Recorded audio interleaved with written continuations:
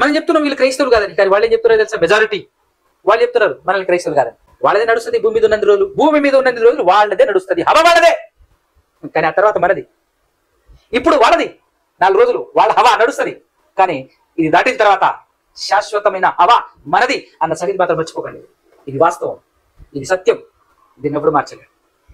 ఇది తెలుసుకుని మీరు అంగీకరించి అర్థం చేసుకోవడానికి ఓపికతో అవసరం అని అనుకుంటే పరిశోధన చేయడానికి ఎన్ని రోజులైనా ఆలోచించి ఓపికతో తెలుసుకునేటటువంటి ప్రయత్నం చేసేవారుగా మీరు నేను మనందరూ ఉండి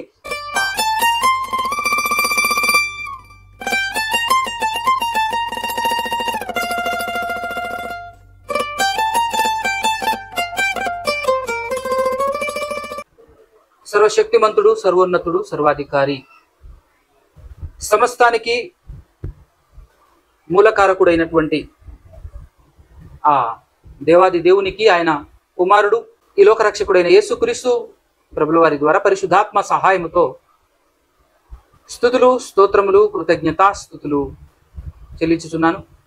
అదేవిధంగా ఆయన మాటలు వినబడినటువంటి మాటలను హృదయంలో పదిలపరుచుకొని వాటి ప్రకారంగా బ్రతకాలని ప్రతిక్షణం ప్రతినిత్యం ఆయన మాటలను హృదయమందుంచుకొని అనుసరిస్తూ బ్రతకాలి అనే ఆలోచన కలిగి వచ్చి కూర్చున్నటువంటి మీ అందరికీ కూడా క్రీస్తు పేరటనే నాకు శుభములు, వందనాలు తెలియజేస్తూ ఉన్నాను. జాగ్రత్తగా ఈరోజు కొన్ని విషయాలు మనం ఆలోచన చేద్దాం. మరి ముఖ్యంగా ఈరోజు ఒక పర్టికులర్ విషయాన్ని మేము ముందుంచాలి అని అనుకుంటున్నాను. అదేంటి అంటే, ప్రపంచంలో మేధావి వర్గం, శాస్త్రవేత్తలు అని పిలువబడుతున్నటువంటి వారు, అలాంటి వారికి ప్రభుత్వం కూడా నిధులు కేటాయించి మరి వాళ్ళను ప్రోత్సహిస్తూ అడుగుతున్నటువంటి ప్రశ్న ఏంటంటే, జీవానికి మూలం ఎవరు, ఎక్కడ, ఏ విధంగా, ఈ జీవం అనేటటువంటిది ఎలా ఆవిర్భవించింది, కాస్త మాకు తెలియచేయండి. ఎంత ఖర్చైనా పర్లేదు అని చెప్పేసి ప్రజల సొమ్మును వాళ్ళకి ఇస్తున్నారు. ఇది ఎంత విడ్డూరమనంటే ₹1 కూడా ఖర్చు లేకుండా ఒక పక్క చాలా మంది ఇదిగో జీవం ఆవిర్భావానికి మూలం ఇది అని తెలియచెబుతున్నా కూడా పట్టించుకోకుండా, ఒక పక్క ఎంత మాట్లాడుతున్నా కూడా పట్టించుకోకుండా, ఇది మతం అనే ఒక ముద్ర వేసేసి పక్కకు తోసేసి మేమేదో కనిపెడతాం, మేమేదో తెలుసుకుంటాం అనేటువంటి కోణంలో లక్షల కోట్లు తగలబెడుతూ ఒక అజ్ఞాన అంధకారమైనటువంటి పరిశోధనలు చేసుకుంటూ ముందుకు సాగుతుంది ఈ ప్రపంచం. ఇది అక్కడ మాత్రమే కాదు, ఈ విధానం బాగా ఆలోచన చేస్తే ఈ విధానం ప్రతి చోట ఉంది. ఆఖరికి క్రైస్తవ్యం ప్రపంచానికి ఈ విషయాన్ని తెలియచేసే స్థితిలో ఉన్నటువంటి ఈ క్రైస్తవ్యం కూడా, ఈ క్రైస్తవుల మధ్య కూడా సత్యం దూరమైంది. ఇక్కడ కూడా మెజారిటీ పీపుల్స్ అబద్ధాన్ని నమ్ముతూ క్రైస్తవులుగా చలామణి అవుతున్నటువంటి వారిలో కూడా వాక్యాన్ని అపార్థం చేసుకుని అబద్ధాన్ని నమ్ముతున్నటువంటి వారు ఎక్కువ మంది. ఈ ఎక్కువ మంది మేధావులుగా, పెద్ద వర్గముగా, పండితులుగా, పెద్ద వాళ్ళుగా చలామణి అవుతూ, అలాంటి వారి వైపే మిగతా క్రైస్తవులందరూ వాళ్ళ దృష్టి ఉంచి వాస్తవం అనేటటువంటిది ఒక చిన్న మంద నుంచి, లేదంటే ఒక చిన్న వర్గం నుంచి బయటకు వస్తుంటే ఆ చిన్న వర్గాన్ని ఏమాత్రం పట్టించుకోకుండా గుంపును పండితులుగా, పెద్దవారుగా, ఎక్కువ జనసంఖ్య కలిగినటువంటి వారి వైపే చూస్తూ వాళ్ళు చెప్పే అబద్ధాన్ని నమ్ముతూ ఆ అబద్ధమే రైట్ అని అనుకొని నిత్య నరకాగ్ని గుండానికి చేరిపోతున్నారు. అంటే ఎక్కడైనా మానవ జీవితంలో సహజంగా కనబడేది ఏంటంటే మెజారిటీ బై మైనారిటీ అనేటటువంటి సూత్రం ఏదైతే ఉందో ఆ లెక్కల ప్రకారంగా ఎక్కడైనా ఇదే జరుగుతూ ముందుకు సాగుతుంది. అయితే అలాంటిదే ఒక వాస్తవాన్ని, ప్రపంచానికి తెలియని ఒక వాస్తవాన్ని, క్రైస్తవులకు కూడా తెలియని ఒక వాస్తవాన్ని నేను ఈరోజు మీ ముందు ఉంచాలనుకుంటున్నాను. అదేంటి అని అంటే, ప్రతి ఒక్కరూ అంటే క్రైస్తవ సమాజంలో అందరూ నమ్మేది ఏంది, క్రైస్తవేతరులు నమ్మేది ఏంది అని అంటే, క్రైస్తవేతరులు ఇంకా జీవానికి మూలం ఏదైతే ఉందో దాన్ని మేము ఇంకా కనిపెట్టలేకపోయాము, ఇంకా మేము తెలుసుకోలేకపోయాము, దానికోసం పరిశోధన చేస్తున్నామని వారు. అయితే క్రైస్తవ సమాజంలో చాలా మంది అందరూ నమ్మేది ఏంటి అంటే, ఈ జీవానికి మూలం లేదా ఈ జీవానికి ఆరంభం అనేటటువంటిది లేదు. ఎవరు దీనికి మూలం అని అంటే ఒకటే మాట, దేవుడు అని చెప్తారు. దేవుడు అని చెప్తున్నటువంటి వాళ్ళందరిలో కూడా ఈ పర్ఫెక్ట్, ఒక సరైనటువంటి క్లారిఫికేషన్ లేదు అని చెప్పాలి. ఎందుకు అని అంటే వాళ్ళకి దేవుడు ఎవరో తెలియదు కాబట్టి, క్రైస్తవులు అనబడుతున్నటువంటి వాళ్ళకు కూడా దేవుడు ఎవరో తెలియదు కాబట్టి ఆ విషయం తెలియదు అనే విషయమే నేను మాట్లాడుతున్నాను. ఆ విషయం పూర్తిగా మనకు ఈ పాఠం వింటే మనకు అర్థం అవుతుంది. ఒకసారి ఆధారాలు చూద్దాం. మనం బైబిల్లో నుంచి, పరిశుద్ధ గ్రంథమైనటువంటి మన బైబిల్లో నుంచి ఒక వచనాన్ని మేము ముందుంచుతాను. ఆధారాలు చూసేటువంటి ప్రయత్నం చేద్దాం. ద్వితీయోపదేశ కాండంలో జీవానికి పేటెంట్ రైట్స్ కలిగినటువంటి వాడు ఎవరు?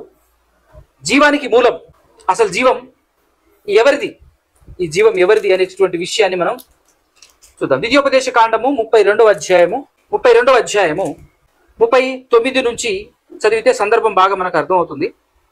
39 నుంచి, ద్వితీయోపదేశ కాండం 32వ అధ్యాయము 39వ వచనం నుంచి, ఇదిగో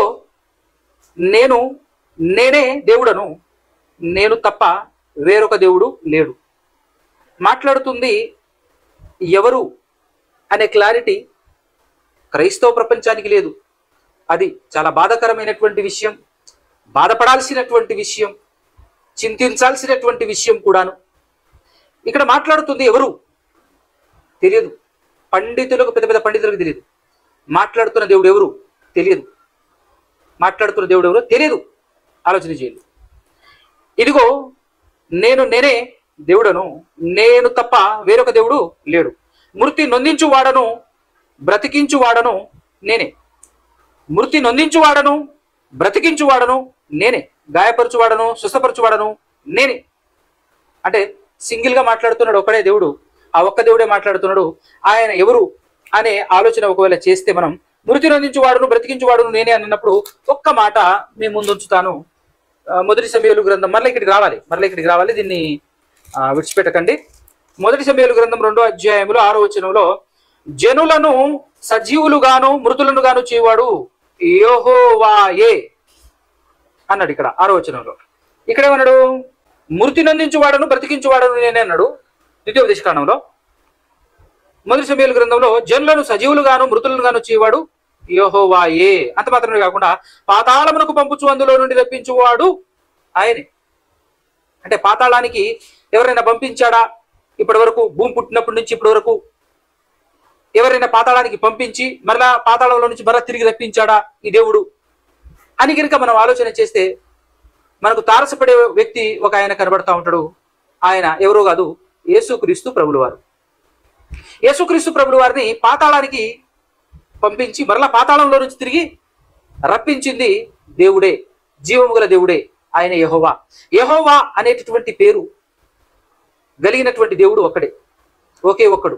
ఈ విషయం చాలా మంది పండితులకు అర్థం కాలేదు. అదే చింతించాల్సినటువంటి విషయం, బాధపడాల్సినటువంటి విషయం అని నేను స్టార్టింగ్ లో నుంచి మాట్లాడుతున్నటువంటిది. యెహోవా అనేటటువంటి పేరు అనగా ఉన్నవాడు. యెహోవా అనే మాటకు అర్థం ఏంటంటే ఉన్నవాడు. It means there is no starting point. ఆరంభం అనేది లేదు, ఉన్నవాడు. పుట్టుక అనేది లేదు, ఉన్నవాడు. అందుకోసమే ద్వితీయోపదేశ కాండంలో 39 నుంచి చదువుతున్నా కదా, కిందికి వస్తే కంటిన్యూషన్లో మృతి నొందించువాడను బ్రతికించువాడను నేనే, గాయపరుచువాడను స్వస్థపరచువాడను నేనే, నా చేతిలో నుండి విడిపించువాడెవడనూ లేడు. నేను తలతలలాడు నా ఖడ్గము నూరి నా చేత న్యాయమును పట్టుకొనిన ఎడల నా శత్రువులకు ప్రతీకారము కలగజేసేదను. నన్ను ద్వేషించు వారికి ప్రతిఫలమిచ్చేదను. రక్తము చేత నా బాణములను మత్తిల్ల చేసేదను. 42వ వచనం చూడాలి, మనకు కావాల్సినటువంటి వచనం. చంపబడిన వారి రక్తమును, చెరపట్టబడిన వారి రక్తమును, శత్రువులలో వీరుల తలలను నా ఖడ్గము భక్షించును. నేను ఆకాశము తట్టు నా హస్తమెత్తి నా శాశ్వత జీవము తోడని ప్రమాణము చేయుచున్నాను అన్నాడు. శాశ్వత జీవము నాది అంటున్నాడు. శాశ్వత జీవము కలిగిన వాడను నేను, శాశ్వత జీవము నాది అంటే జీవానికి మూలం, శాశ్వత జీవం నాది అని మాట్లాడుతున్నాడు. ఇదే విషయాన్ని కొత్త నిబంధన గ్రంథంలో మొదటి పేతురు పత్రిక 1వ అధ్యాయం 22వ వచనం. మొదటి పేతురు పత్రిక 1వ అధ్యాయము 22వ వచనం. మీరు క్షయ బీజము నుండి కాక శాశ్వతమగు జీవము గల దేవుని, శాశ్వత అంటే శాశ్వతమగు జీవము గలవాడు దేవుడు, శాశ్వతమగు జీవము గల దేవుని వాక్యమూలముగా అక్షయ బీజము నుండి పుట్టింపబడిన వారు గనుక అని మాట్లాడుతున్నాడు. అంటే శాశ్వత జీవము గల దేవుడు ఆ దేవుని వాక్యము అని మాట్లాడుతున్నాడు. తర్వాత మరొక మాట కీర్తనలో 133వ కీర్తనలో ఒక మంచి మాట దేవుడు మాట్లాడుతూ ఉన్నాడు. 133 3 వచనాలు ఉంటాయి. స్టార్టింగ్ నుంచి చదివితేనే తప్ప అర్థం కాదు మ్యాటరు. 133వ కీర్తన మొదటి చరణం నుంచి, సహోదరులు ఐక్యత కలిగి నివసించుట ఎంత మేలు, ఎంత మనోహరము, అది తల మీద పోయబడి అహరోను గడ్డము మీదుగా కారి అతని అంగీల అంచు వరకు దిగజారిన పరిమళ తైలము వలె ఉండును అని చెప్తూ, తర్వాత సియోను కొండల మీదికి దిగివచ్చు, హెర్మోను మంచు వలె ఉండును అని చెప్పి, తర్వాత ఆశీర్వాదమును శాశ్వత జీవమును అచ్చట ఉండవలెనని యెహోవా సెలవిచ్చి ఉన్నాడు. శాశ్వత జీవం ఎక్కడ ఉండాలట? ఎక్కడైతే ఐక్యత ఉంటుందో, ఎక్కడైతే ఐక్యత కలిగి సహోదరులు నివసిస్తారో అక్కడ శాశ్వత జీవం ఉండాలి అని ఆజ్ఞాపిస్తుంటాడు దేవుడు, ఆజ్ఞాపిస్తున్నాడు అనే విషయం మనకు అర్థం కావాలి. అంటే టోటల్ గా మనకు ఒక విషయం అర్థం కావాలి, శాశ్వతమైనటువంటి జీవం కలిగిన వాడు దేవుడు. అందుకోసమే 100 సార్లు జీవము గల దేవుడు, జీవము గల దేవుడు, జీవము గల దేవుడు అని చెప్పేసి దేవుని గురించి, యెహోవా దేవుని గురించి మాత్రమే కొన్ని 100 సార్లు బైబిల్లో ఉంటుంది. కేవలం యెహోవా దేవుని గురించి మాత్రమే, ఆ ఏకైక ఓన్లీ వన్ దేవుడు, ఒక దేవుని గురించి మాత్రమే శాశ్వత జీవము కలిగినటువంటి దేవుడు, జీవము కలిగినటువంటి దేవుడు అని మాట్లాడబడి ఉంటుంది. దాని కొరకు ఒక 3 వచనాలు మీ ముందు ఉంచాలి అని ఆశపడుతున్నాను. ఒకసారి ఇర్మియా గ్రంథము 10వ అధ్యాయము 10వ వచనం. ఇర్మియా గ్రంథము 10వ అధ్యాయము 10వ వచనం. యెహోవాయే నిజమైన దేవుడు, ఆయనే జీవము గల దేవుడు, జీవము గల దేవుడు, సదాకాలము ఆయనే రాజు. ఆయన ఉగ్రతకు భూమి కంపించును, జనములు ఆయన కోపమును సహింపలేరు. మొత్తానికి యెహోవాయే నిజమైన దేవుడు, ఆయనే జీవము గల దేవుడు, సదాకాలము జీవము గల దేవుడు ఆయనే అనేటటువంటి విషయం కొత్త నిబంధనలో ఒకటి చూద్దాం. అపోస్తుడైనటువంటి పౌలు గారు ఆత్మపూర్ణుడై తెస్సలోనికేలకు ఒక లేఖ రాస్తూ, తెస్సలోనికేలో ఉన్నటువంటి పరిశుద్ధులకు ఒక లేఖ రాస్తూ చెప్పినటువంటి ఒక అద్భుతమైనటువంటి మాట. 1వ అధ్యాయం మొదటి తెస్స 1వ అధ్యాయము 9-10 వచనాలు కలిసి ఉంటుంది. చూద్దాం. మీ యొద్ద మాకెట్టి ప్రవేశము కలిగినో అక్కడి జనులు మమ్మును గూర్చి తెలియజెప్పుచున్నారు, మరియు మీరు విగ్రహములను విడిచిపెట్టి, విగ్రహములు అంటే జీవము లేనివి, విగ్రహములను విడిచిపెట్టి జీవము గలవాడును సత్యవంతుడు నగు దేవునికి, జీవము గలవాడును సత్యవంతుడు నగు దేవునికి దాసులగుటకును దేవుడు మృతులలో నుండి లేపిన యేసు అనగా రాబో ఉగ్రత నుండి మనలను తప్పించుచున్న ఆయన కుమారుడు. ఎవరి కుమారుడు? జీవము గల దేవునికి కుమారుడు. ఎవరు? యేసుక్రీస్తు. ఆయన కుమారుడైన యేసు పరలోకము నుండి వచ్చునని ఎదురు చూచుటకును మీరెలాగు దేవుని వైపునకు తిరిగితురు ఆ సంగతి వారే తెలియజేయుచున్నారు అంటున్నాడు. మొత్తానికి ఇక్కడ ఎంత క్లారిటీ అని అంటే, ఈరోజు భయంకరులు, సాతాను సంబంధులుగా మారినటువంటి పెద్ద పెద్ద పండితులుగా చలామణి అవుతూ క్రైస్తవ్యం మొత్తాన్ని నాశనం వైపు, నిత్య నరకానికి గుంపును అనేకులను నడిపిస్తున్నటువంటి పెద్ద పెద్ద పాస్టర్లు అనుకునేటటువంటి వాళ్లకు కూడా కనువిప్పు కలిగించే విధంగా, అద్భుతంగా అర్థమయ్యే విధంగా క్లియర్ గా రాసి పెట్టబడి ఉన్నప్పటికీ కూడా, ఇంత చక్కగా పౌలు గారు రాసినప్పటికీ కూడా మనోనేత్రం గుడ్డితనం కలగజేయబడినటువంటి వారికి ఎంత క్లారిటీగా ఉన్న అర్థం కాదనుకోండి, అది వేరే విషయం. అయితే ఎంతో అద్భుతంగా రాశాడు ఇక్కడ. జీవము గల దేవుడును, జీవము గల వాడును సత్యవంతుడు నగు దేవునికి దాసులగుటకును దేవుడు మృతులలో నుండి లేపిన యేసు అనగా రాబో ఉగ్రత నుండి మనల్ని తప్పించుచున్న ఆయన కుమారుడైన యేసు. ఇంతకంటే క్లారిటీ ఇంకేముండదా? అద్భుతమైనటువంటి క్లారిటీ. అంత మాత్రమే కాకుండా ఇదే పౌలు గారు హెబ్రీలకు పత్రిక రాస్తూ ఒక మంచి మాట చెప్పాడు. 9వ అధ్యాయము 14వ వచనంలో మంచి మాట. నిత్యుడగు ఆత్మ ద్వారా తన్ను తాను దేవునికి నిర్దోషినిగా అర్పించుకొనిన క్రీస్తు యొక్క రక్తము నిర్జీవ క్రియలను విడిచి జీవము గల దేవుని సేవించుటకు మీ మనస్సాక్షిని ఎంతో ఎక్కువగా శుద్ధి చేయును. వండర్ఫుల్. అంటే ఇప్పుడు యేసుక్రీస్తు యొక్క పాత్ర ఇక్కడ కనపడుతుంది. యేసుక్రీస్తు చిందించిన రక్తం ఏం చేస్తుంది అని అంటే, నిర్జీవమైనటువంటి క్రియలను విడిచిపెట్టి జీవము గల దేవుని వైపుకు తిరగటానికి, జీవము గల దేవుని సేవించటానికి నిన్ను ఇక్కడి నుంచి అక్కడికి కన్వర్ట్ చేసే పాత్రగా యేసుక్రీస్తు ప్రభుల వారు ఆయన బలియాగం కనపడుతుంది ఇక్కడ. సో ఇక్కడ కూడా మనకు అర్థం కావాలి, జీవము గల దేవుడు ఎవరు అనే విషయం మనకు అర్థం కావాలి. జీవము గల దేవుని వైపుకు త్రిప్పుతున్నది యేసుక్రీస్తు ప్రభుల వారు అని అర్థం కావాలి. అంత మాత్రమే కాకుండా ఆ జీవము గల దేవుని ఉగ్రత నుండి కాపాడుతున్నటువంటి వ్యక్తిగా యేసుక్రీస్తు దేవుని కుమారుడుగా కనపడుతున్నాడు. సో జీవము గల దేవుడు ఎవరు అంటే ఒకడే, యెహోవా దేవుడుగా మనకు కనబడుతున్నాడు. సో చాలా ఉంది జీవము గల దేవుడు అని చెప్పేసి ఎన్నో వచనాలు చూపించవచ్చు. కానీ మనకున్నటువంటి సబ్జెక్ట్ని బట్టి, టైంని బట్టి నేను జస్ట్ ఒక 3 మాత్రమే చూపించాను. అయితే ఇంకొక విషయం కూడా మనకు అర్థం కావాలి. ఈరోజు నేను చెప్పబోయేటటువంటి పాఠం మనకు క్లియర్గా అర్థం కావాలంటే మరొక విషయం కూడా అర్థం కావాలి. ఆ మరొక విషయం ఏమిటి అని అంటే, జీవము గల దేవుడు ఒకడే, ఆయన యెహోవా మాత్రమే, ఆయన తండ్రి మాత్రమే. ఆ జీవము గల దేవుడు యేసుక్రీస్తుకు జీవాన్ని ఇచ్చాడు. తనంతట తాను జీవము గలవాడు దేవుడు ఒకడే. తనంతట తాను జీవము గలవాడు యేసుక్రీస్తు ముమ్మాటికి కాదు, ఎన్నటికీ కాదు. కానీ ఆ జీవము గల దేవుడే యేసుక్రీస్తుకు జీవాన్ని ఇచ్చాడు అనే విషయం సాక్షాత్తు యేసుక్రీస్తు ప్రభువు వారే మాట్లాడుతున్నాడు. ఒక్కసారి యోహాను సువార్త 6వ అధ్యాయము 57వ వచనంలో యేసుక్రీస్తు ప్రభువు వారు మాట్లాడుతున్నాడు. మరి ఆయన ఎన్నడు ఎప్పుడు అబద్ధమాడడు అని నేను నమ్ముతున్నాను. యేసుక్రీస్తు ప్రభువు వారు అబద్ధమాడడు అని నేను నమ్ముతున్నాను. కానీ ఈరోజు క్రైస్తవులు చాలా మంది నమ్మట్లేదు. యేసుక్రీస్తు అబద్ధం ఆడతాడు అని నమ్ముతున్నారు. ఎందుకంటే ఈ మాట నమ్మట్లేదు. ఈ మాట నమ్మకపోతే యేసుక్రీస్తును అబద్ధికునిగా చిత్రీకరిస్తున్నట్టే కదా. కాబట్టి ఈ మాట ఒకసారి చూసినట్లయితే 6వ అధ్యాయం 57వ వచనం, జీవము గల తండ్రి నన్ను పంపాడు. జీవము గల తండ్రి నన్ను పంపాడు మాట్లాడుతుంది యేసు.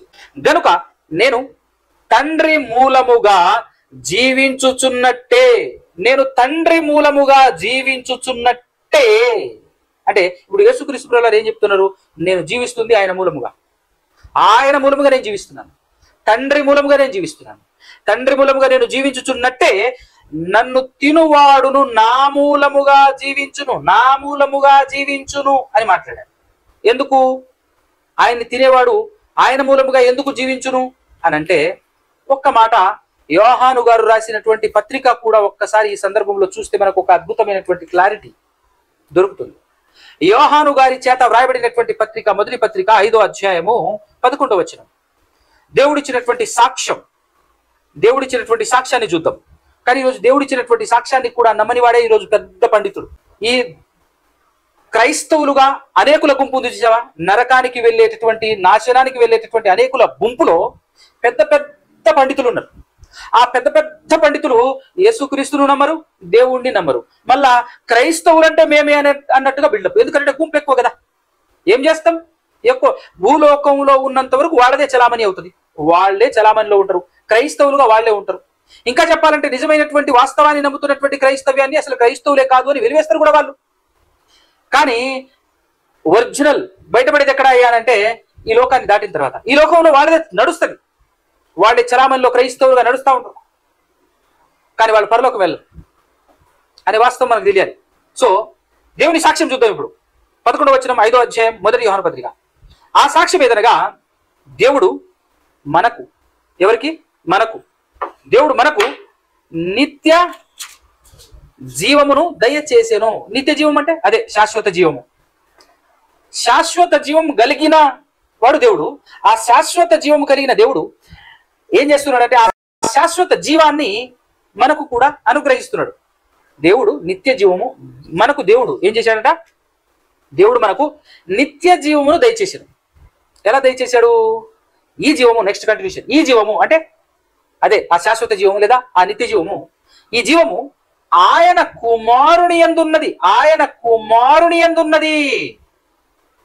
చూసారా? అందుకోసమే ఇప్పుడు యేసుక్రీస్తునందు ఏమున్నది?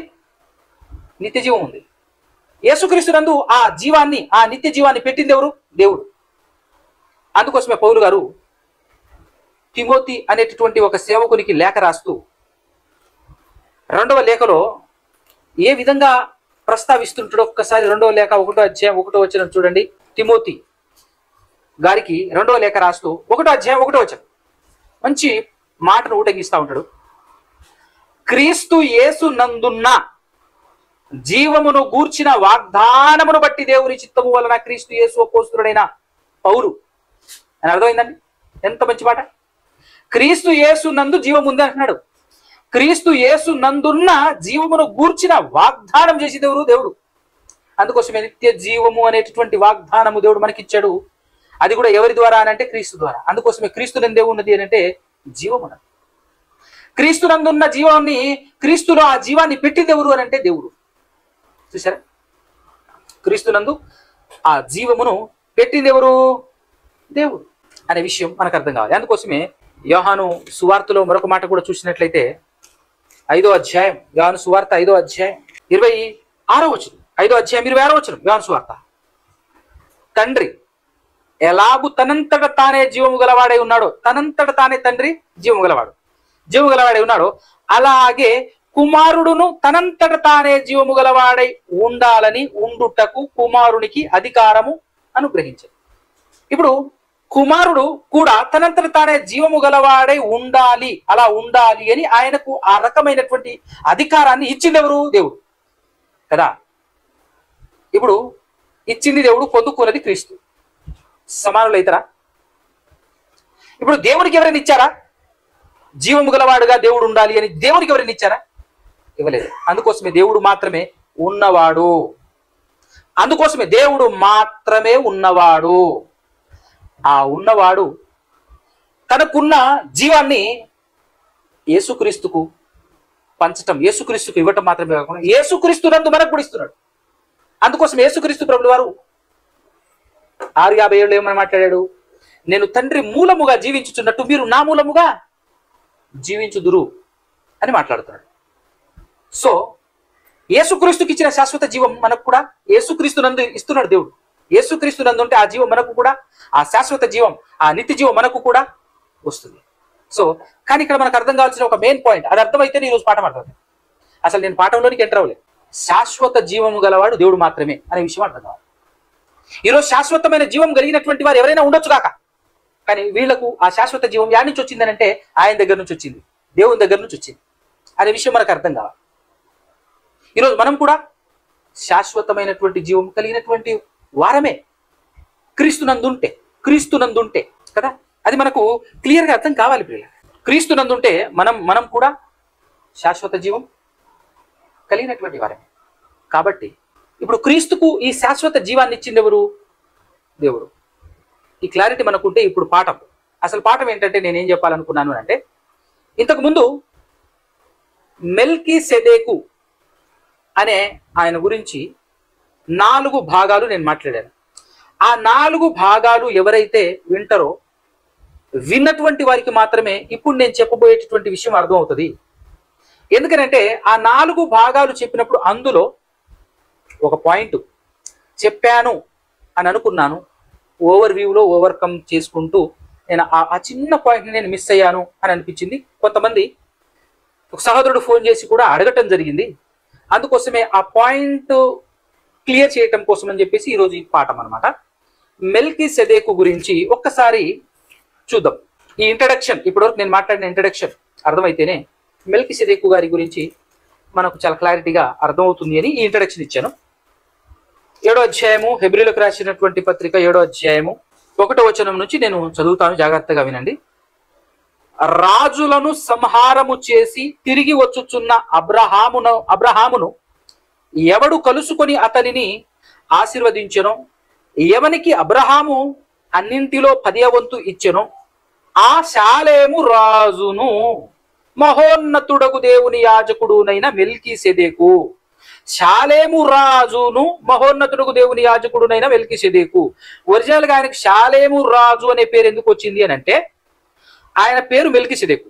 అయితే ఈ మెల్కీసెదెకు నిరంతరం యాజకుడుగా ఉన్నాడు అనే మాట ఉంది. అయితే ఈ మెల్కీసెదెకు అనే మాటకు అర్థం ఏంటంటే అతని పేరుకు మొదట నీతికి రాజనియు తర్వాత సమాధానపు రాజనియు అర్థమిచ్చేటటువంటి షాలేము రాజు అని అర్థము. అది మెల్కీసెదెకు అనేటటువంటి పదానికి ఆ మాటకున్న అర్థం చెప్తున్నాడు ఇక్కడ.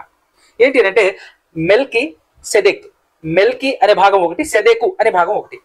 సో మెలెక్ అనేటటువంటి మాటకు అర్థం ఏంటంటే నీతికి రాజు, సెదెకు అనే మాటకు అర్థం ఏంటంటే సమాధానపు రాజు అనే అర్థం ఇచ్చేటటువంటి ఈ రెండు అర్థం కలిసి వచ్చేటటువంటి మరొక పదమే షాలేము రాజు అనే అర్థం.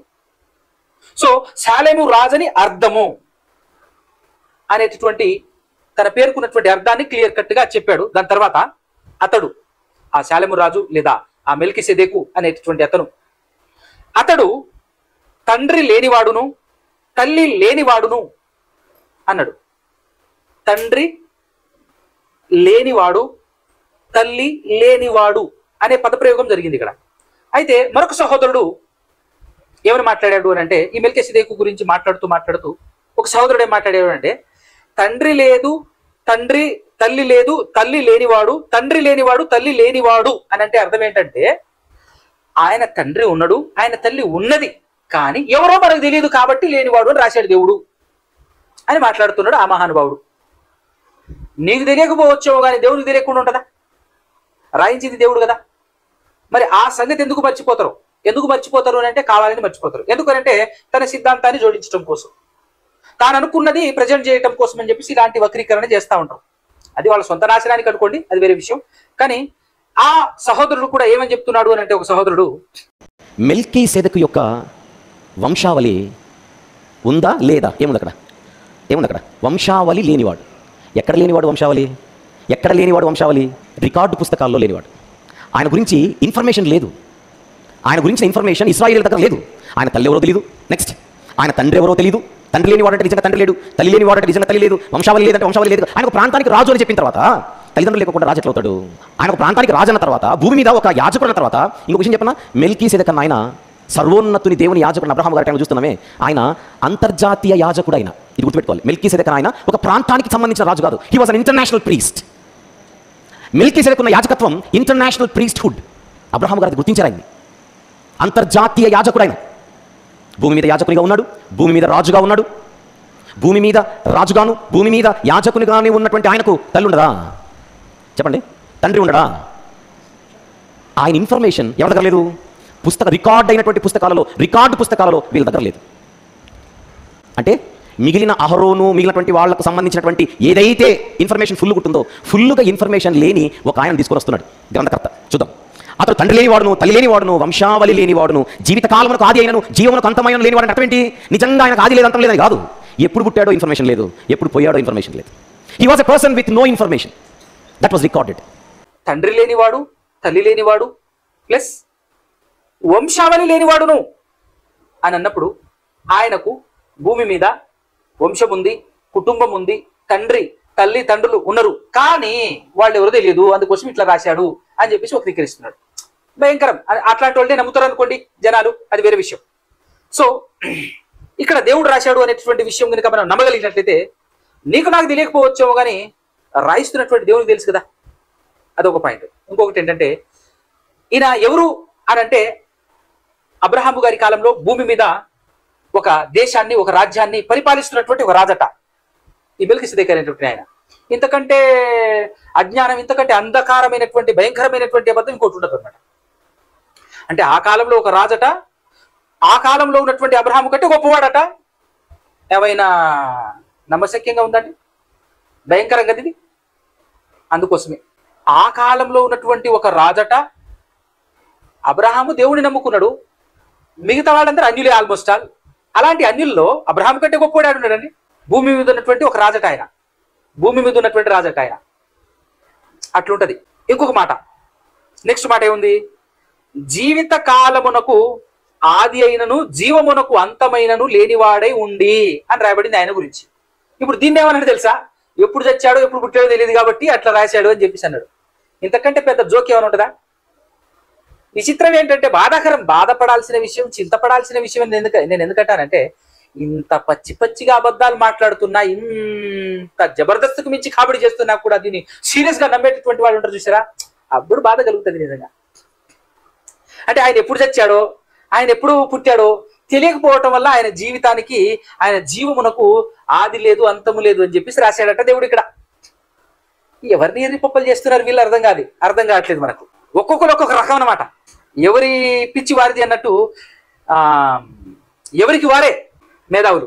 ఈ రకమైనటువంటి ఎక్స్ప్లెనేషన్ ఒక ఆయన ఇస్తే ఇంకొక ఆయన ఇప్పుడు దీన్ని చూసి, జీవిత కాలమునకు ఆది అయినను జీవమునకు అంతమైనను లేనివాడై ఉండి, బాగా వినాలి, చాలా జాగ్రత్తగా వినాలి, జీవిత కాలమునకు ఆది అయినను జీవమునకు అన్నాడు. జీవము, వినండి జాగ్రత్త, జీవమునకు అంతమైనను లేనివాడై ఉండి దేవుని కుమారుని పోలి ఉన్నాడు, దేవుని కుమారుని పోలి ఉన్నాడు అనే పదప్రయోగం జరిగింది ఇక్కడ. ఈ మాట కనబడంగానే ఈయన ఎవరో కాదు, దేవుని కుమారుని పోలి ఉన్నాడు అని అంటే ఎవరో కాదు, దేవుని కుమారుడే అని చెప్పేటటువంటి బ్యాచ్ మరొకటి, ఇలా మాట్లాడుతున్నటువంటి వారు మరొకరు. ఎందుకు ఇలా దేవుని కుమారుడి పోలి ఉన్నాడు అనగానే ఈ మెల్కీసెదెకు ఎవరో కాదు, యేసుక్రీస్తు ప్రభుల వారే, దేవుని కుమారుడైన యేసుక్రీస్తు ప్రభుల వారే అని కన్ఫర్మ్ చేసేశారు మరొక బ్యాచ్ అనమాట. అంటే బైబిల్ ఓపెన్ చేసినటువంటి వారు, బైబిలే మేము ఓపెన్ చేశాము అని చెప్పుకున్నటువంటి వారు ఏం చెప్పారు? వాళ్ళు ఎందుకు అలా మాట్లాడారు, పోలి ఉన్నాడు అనంత మాత్రాన్ని కన్ఫర్మ్ ఎందుకు చేసేసారు అని అంటే, దానికి కూడా ఒక లాజిక్ ఉంది వాళ్ళ దగ్గర. అదేంటో కూడా మీ ముందు ఉంచే ప్రయత్నం చేస్తాను. ప్రకటన గ్రంథం 1వ అధ్యాయము. అతనికి తండ్రి లేనివాడు, అతను తండ్రి లేనివాడును తల్లి లేని వాడును వంశావళి లేనివాడు, జీవిత కాలమునకు ఆది అయినను జీవమైనను అంతమైనను లేనివాడై ఉండి దేవుని కుమారుని పోలి ఉన్నాడు అని అనేసాడు. ఇతని గురించి బ్రీఫ్ గా చెప్పేశాడు చూడండి. ఇతను శాలేము రాజని, నీతికి రాజని, యాజకుడు అని, సర్వోన్నతుడైన దేవునికి ప్రధాన యాజకుడు అన్నట్టుగా ఇక్కడ చెప్పుకుంటూ వచ్చి చివరికి ఏమంటాడంటే, ఆది అంతం లేనివాడు అయ్యుండి దేవుని కుమారుణ్ణి పోలి ఉన్నాడు అన్నాడండి. దేవుని కుమారుని పోలి ఉన్నాడు అంటే దేవుని కుమారుడు కాదు అని నిర్ధారణకు వచ్చేస్తున్నారు. దేవుని కుమారుని పోలి ఉన్నాడంటే దేవుని కుమారుడు కాదు. ఒకవేళ ఆయన ఈయన అంటే ఆయనే అనొచ్చు కదా, ఆయనే అనుకోవచ్చు కదా అని మనం అనుకుంటామని, పోలి ఉన్నాడు కనుక ఈయన కాదు అనేసి నిర్ధారణకు వచ్చారు. పోలి ఉంటే కాదా? దేవుని కుమారుడని ఎవరికి పేరుంది బైబిల్ గ్రంథంలో? మనిషి కుమారుడని ఎవరికి పేరుంది బైబిల్ గ్రంథంలో? దేవుని కుమారుని పోలి ఉన్నాడు అని అంటే ఆయన ఈయన కాదు అన్నట్టుగానే మనకు కనపడుతుంది. ఇప్పుడు ఒక రెఫరెన్స్ మీకు నేను చూపిస్తాను. ప్రకటన గ్రంథంలో 1వ అధ్యాయంలో ఒకసారి మరొక మంచి మాట చదువుకుందాం. 1వ అధ్యాయము 13వ వచనం. 1వ అధ్యాయం ప్రకటన గ్రంథం 13వ వచనం. తిరుగగా 7 సువర్ణ దీపస్తంభములను, ఆ దీపస్తంభముల మధ్య మనిషి కుమారుని పోలిన ఒకరిని చూచితిని అని యోహాను గారు అన్నాడు. మనిషి కుమారుని పోలిన ఒకరిని చూచితిని అంటే ఈయన కూడా మనిషి కుమారుని పోలిన ఒకడుగా చెబుతున్నాడంటే ఈయన మనిషి కుమారుడు కాదనమాట. మనం అర్థం చేసుకోవాల్సింది. దేవుని కుమారుని పోలి ఉన్నాడు అంటే దేవుని కుమారుడు కాదని అర్థం వస్తే ఈ మాటను బట్టి మనం ప్రకటన గ్రంథంలో 1వ అధ్యాయంలో 13వ వచనంలో కూడా ఇక్కడ మనం చూస్తున్న మనిషి కుమారుని పోలిన ఒకరిని చూచితినని యోహాను గారు అన్నాడు కదా, ఈయన కూడా మనిషి కుమారుని పోలిన వాడే కానీ మనిషి కుమారుడు కాదు అని మనకు అర్థం కావాలి. లేదండి, ఈ ప్రకటనలో మనం చూస్తున్నటువంటి ప్రకటన గ్రంథం 1వ అధ్యాయం 13లో చూస్తున్నటువంటి మనిషి కుమారుని పోలిన వాడు అంటే ఆయనే అని మనం ఒకవేళ నిర్ధారణకు వస్తే ఆయన కూడా దేవుని కుమారుని పోలి ఉన్నాడు అంటే ఆయన దేవుని కుమారుడైన యేసుక్రీస్తే అని మనకు అర్థం కావాలి. లేదు ఆయన కాదు అంటే ఈయన కూడా మనిషి కుమారుడు కాదని ఒప్పుకోవాలి. అంతే కదండి మరి అర్థం. పోలి ఉన్నాడు అన్నంత మాత్రాన ఆయన కాదు అని అనుకోవడం అనేది అజ్ఞానమేనండి. అది అజ్ఞానమేనండి. మనం కూడా బైబిల్ ఓపెన్ చేసి చూద్దాం. ప్రకటన గ్రంథము 1వ అధ్యాయము. మరి యోహాను గారు పద్మాసు దీపంలో ఒక దర్శనాన్ని చూస్తున్నాడు. ఆరంభం నుంచి ఎండింగ్ వరకు ఒక దర్శనాన్ని చూస్తున్నాడు. స్టార్టింగ్ ఆ దర్శనంలో ఆయన కనబడింది ఏంటంటే 12వ వచనం నుంచి చూద్దాం. ఒక వాయిస్ ఆయన వెనకాల వినబడింది. టక్కున రిటర్న్ తిరిగిండు. వెనకాల ఒక వాయిస్ వినబడుతుందని తిరిగాడు. 12వ వచనం 1వ అధ్యాయం. ఇది వినగా నాతో మాట్లాడుచున్న స్వరం ఏమిటో అని తిరుగగా 7 సువర్ణ దీప స్తంభములను, ఆ దీపస్తంభముల మధ్య 7 సువర్ణ దీపస్తంభాలు కనపడుతుంటాయి. దీపస్తంభం అంటే ప్రజ్వలించుచుంటాయి. 1, 2 కాదు, 7 దీపస్తంభాలు ప్రజ్వలించుచున్నాయి.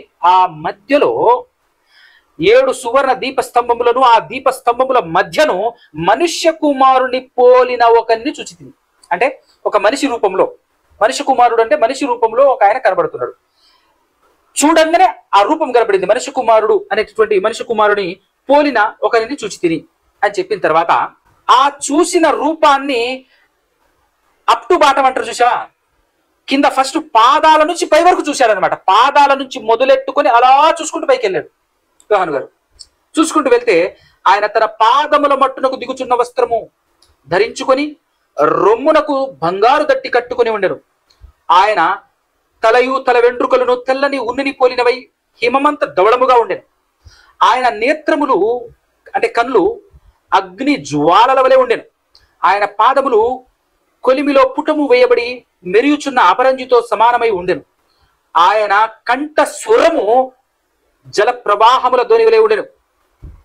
ఆయన తన కుడి చేత 7 నక్షత్రములు పట్టుకొని ఉండెను. ఆయన నోట నుండి 2 అంచులు గల వాడి అయిన ఖడ్గం ఒకటి బయలు వెడలుచుండెను. ఆయన ముఖము మహా తేజస్సుతో ప్రకాశించుచున్న సూర్యుని వలె ఉండెను. నేను ఆయనను చూడగానే చచ్చిన వాని వలె ఆయన పాదములు ఎద్ద పడ్డాడు.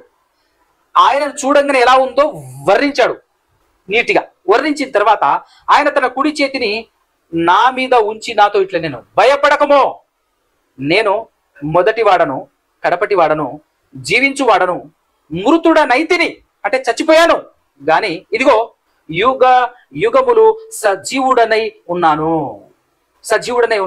అని చెప్పాడు. అంటే ఇప్పుడు కనబడినటువంటి వ్యక్తి ఎవరో కన్ఫర్మ్ చేశాడా లేదా? మనుష్య కుమారుని పోలిన ఒక వ్యక్తిని చూశాను అని చెప్పాడు స్టార్టింగ్ లో. ఆ తర్వాత ఆ వ్యక్తి ఎలా ఉన్నాడో అప్ టు బాటం వర్ణించిన తర్వాత పాదముల దగ్గర నుంచి ఫేస్ వరకు చూసుకుంటూ పోతే ఫేస్ ను చూసి పడిపోయాడు. ఫేస్ ను చూసి పడిపోయిన తర్వాత ఆ వ్యక్తి దగ్గరకు వచ్చేసి నేను ఎవరినో కాదు, రీసెంట్ గానే నేను చనిపోయి మరలా తిరిగి లేచి ఇదిగో యుగ యుగములు సజీవుడుగా ఉన్నాను అని చెప్తాడు. ఎవరైనా కన్ఫర్మ్ అయిందా? ఎవరు? యేసుక్రీస్తు ప్రభువు వారు. కన్ఫర్మ్ అయింది కదా? కన్ఫర్మ్ అయింది. ఇప్పుడు 7వ అధ్యాయంలో కూడా కన్ఫర్మ్ అవ్వాలి కదా. హెబ్రీ పత్రికలో పోలి ఉన్నాడు అన్న తర్వాత కింది వరకు వెళ్తే కన్ఫర్మ్ అవ్వాలి కదా. కన్ఫర్మ్ అవ్వకుండా ఇదిగో పోలినే ఉన్నాడు అని ఇక్కడ చెప్పాడు అక్కడ చెప్పాడు కాబట్టి ఆయన ఈయన అని చెప్పేసి ఏదో ఎర్రసీల కట్టుకున్న ప్రతిదీ నా భార్య అన్నట్టుగా వేరే లెక్క అలా కన్ఫర్మ్ చేయదు కదా. కిందికి చదవాలి. కన్ఫర్మేషన్ బైబిల్ ఇచ్చిందా లేదా? ఇప్పుడు ఇక్కడ పోలి ఉన్నాడు అని చెప్పిన తర్వాత కిందికి వెళ్తే ఏం జరిగింది? కన్ఫర్మేషన్ ఇచ్చేశాడు. మరి హెబ్రీ పత్రిక 7వ అధ్యాయంలో ఒకవేళ కన్ఫర్మేషన్ ఇచ్చాడా లేదా చూడాలి కదా. చూడకుండా నువ్వు ఒకటి చూసేసి పోలి ఉన్నాడు అనగానే అక్కడ కన్ఫర్మ్ అయింది. ప్రకటన గ్రంథంలో కన్ఫర్మ్ చేశాడు కిందికి వెళ్ళేసరికి యేసుక్రీస్తు ప్రభువారని. మరి ఇక్కడ కూడా కన్ఫర్మ్ అవ్వాలి కదా. అదే మరి ఈరోజు అనేక అపార్థాలకు దారి తీయటం, నిత్య నరకాగ్ని గుండానికి అనేకులు నడిపించేటటువంటి విధానం ఎందుకు వచ్చేసింది అని అంటే ఇందుకే. ఇప్పుడు మనం కంటిన్యూషన్ లో చూసుకుంటూ వెళ్ళినట్లయితే 4వ వచనం నుంచి ఇతరెంత ఘనుడో చూడండి. 7వ అధ్యాయం హెబ్రీ పత్రిక. ఇతరెంత ఘనుడో చూడండి. మూల పురుషుడైన అబ్రహాము అతనికి కొల్లగొన్న శ్రేష్టమైన వస్తువులలో 10వ వంతు ఇచ్చాను. మరియు లేవి కుమారులలో నుండి యాజకత్వం పొందువారు తమ సహోదరులు అబ్రహాము గర్భవాసం నుండి పుట్టినను ధర్మశాస్త్రము చొప్పున వారి యొద్ద అనగా ప్రజల యొద్ద 10వ వంతును పుచ్చుకొనుటకు ఆజ్ఞను పొంది ఉన్నారు గాని వారితో సంబంధించిన వంశావళి లేని వాడైన ఎవరితో 12 గోత్రికర్తల వారితో సంబంధించిన వంశావళి లేనివాడైన మెల్కీసెదెకు అన్నాడు. ఇది పాయింట్అవుట్ చేసుకోవాలి. మెల్కీసెదెకుకు ఈ 12 గోత్రికర్తలతో కూడా సంబంధించిన వంశావళి వీళ్ళకి లేదు. ఎవరికి లేదు? మెల్కీసెదెకు గారికి లేదు. కానీ యేసుక్రీస్తు ప్రభువు వారికి ఉంది. అది గుర్తుపెట్టుకోవాల్సినటువంటి పాయింట్. అందుకోసమే ఇది పాయింట్అవుట్ చేసుకోండి అని చెప్తున్నాను. వారితో సంబంధించిన వంశావళి లేనివాడైన మెల్కీసెదెకు అబ్రహాము నొద్ద 10వ వంతును పుచ్చుకొని వాగ్దానములను పొందిన వారిని ఆశీర్వదించరు. తక్కువ వాడు ఎక్కువ వాని చేత ఆశీర్వదింపబడునన్న మాట కేవలం నిరాక్షేపమై ఉన్నది, ఓపెన్ గా ఉన్నది. మరియు లేవి క్రమము చూడగా సావునకు లోనైన వారు. లేవి క్రమం ఏంటి? చచ్చిపోతున్నారు. సో సావునకు లోనైన వారు 10వ వంతులను పుచ్చుకొనుచున్నారు.